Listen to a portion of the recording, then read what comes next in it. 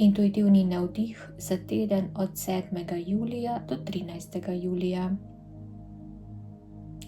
Ko se popolnoma odrežemo od teh nekih stalnih aktivnosti, od pritiskov, od službenih pritiskov, od vsakdanjih obveznosti in stopimo v počitniške čevlje, takrat telo v bistvu zazna spremembo.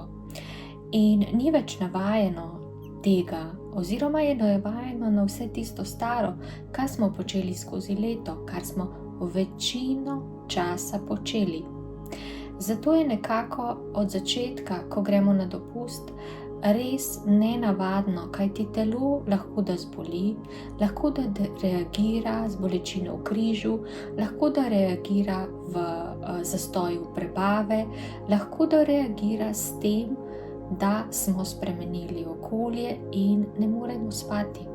Vse to so spremembe, ki jih telo resnično počasi lahko absorbira, posebej, če smo že malo v letih. Pri mladih je telo bolj gibljivo, bolj prilagodljivo, bolj nekako upogljivo, kakorkoli bi že temu lahko rekli.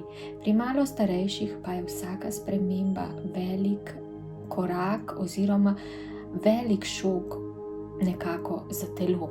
Zato je pomembno, da počasi spuščamo napetosti in počasi resnično smo od začetku še malo bolj aktivni na dopustu oziroma poskušamo počasi odklapljati vse, kar se je dogajalo, ne kar naenkrat, iz neke totalne aktivnosti, totalnega kaosa, totalnega stresa v samo poležavanje. Ja, seveda, v roku 3 dni.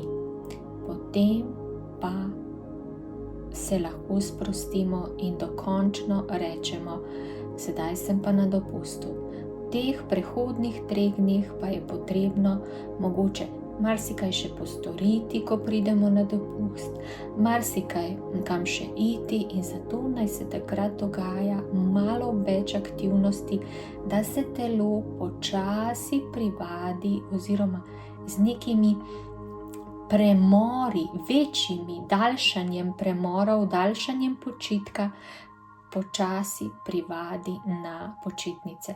Potem pa je vsekakor dobro, da ostanemo vsaj 14 dni v tem bolj lenobnem ritmu, da damo telesu resnično možnost, da se regenerira.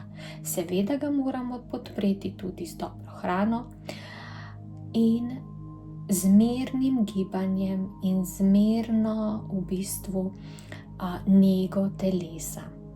V bistvu kar dobro nego telesa. Tako da to vam priporočamo, ko boste začeli s počitnikovanjem in da ne bo prišlo do kakršnih koli hudih šokov v telesu in ne boste pristali mogoče na urgenci. Hvala.